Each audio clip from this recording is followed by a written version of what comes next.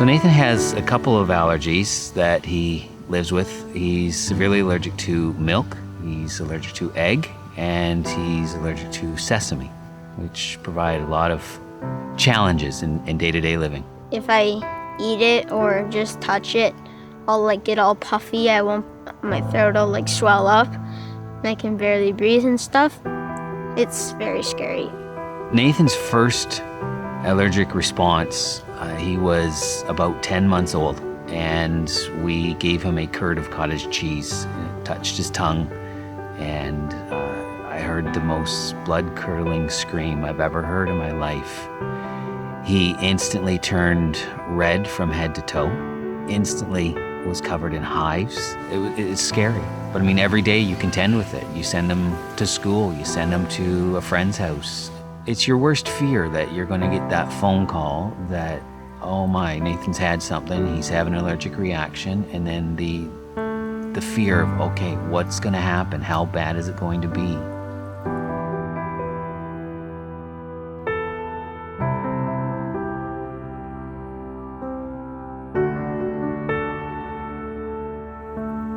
We had gone down the mountain probably too fast. We were probably doing 70 to 80 kilometers. And my son had actually passed me, and I said to him, you know, we should probably slow down. But 5 seconds later, the guys behind me said, it looked like your bike just stopped dead. And you just went flying over the top. And so I hit the ground very hard. I've had a lot of issues, especially short-term memory. Couldn't remember talking to people, what we talked about. And physically, my balance, I couldn't walk properly. I ran into walls. My vision was definitely screwed up. And then you start thinking about, this is way more serious than I thought. And I actually was scared to death.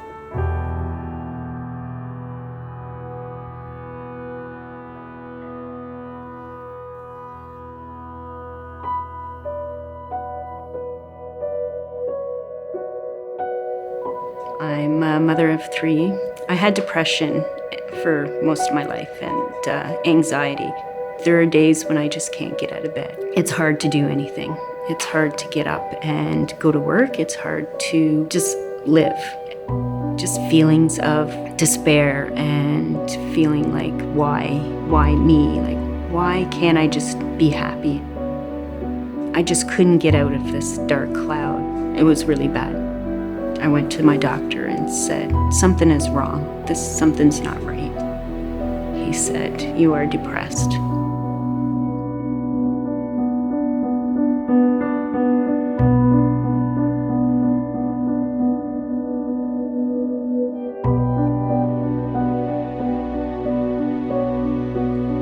My mother died in '96 from Alzheimer's, and I had to take care of my mom. She would go out for walks and she wouldn't come back, and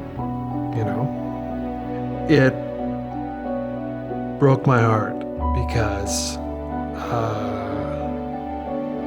my mother always walked. She was always fit. Seeing her decline like that, right? I would see her every single day, and she would always be different, and she would always, she would just try to speak and everything like that, and it just, she couldn't get the words out. So that's why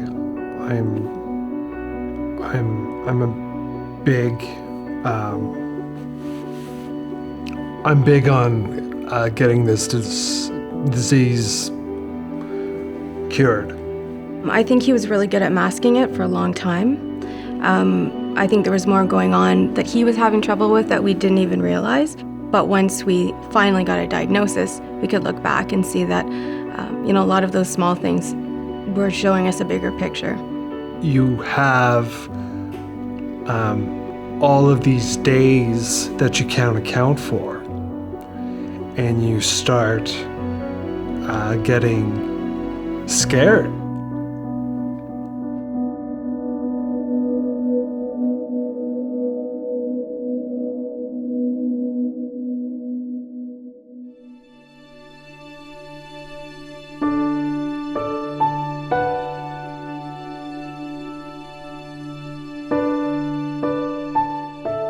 The one thing that comes out when you've been in an accident or suffering from a traumatic brain injury is that the people around you are amazing support.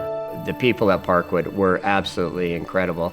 Every day, 6 to 8 hours with therapists, with people that were genuinely passionate about what they did. And I know without Parkwood, I definitely could not have recovered from an accident that severe.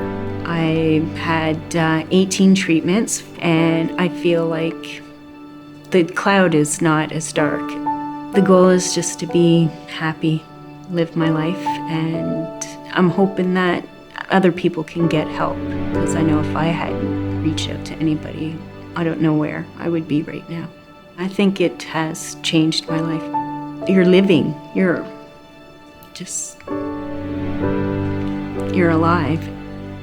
At St. Joseph's, they provide a lot of care. The healthcare from St. Joseph's has been tremendous. So happy with how we've been treated, followed, certainly improving Nathan's quality of life. I knew what was going to happen. And every day it's a battle. I think next steps would be a miracle. Treatment-wise, we are doing everything that we can, but there isn't anything out there that is ever going to change his prognosis. That's just the reality of the disease. They do amazing things there and make him feel really welcome. The people that work at that hospital are angels. I think the inspiration is to honor the person that Joe was.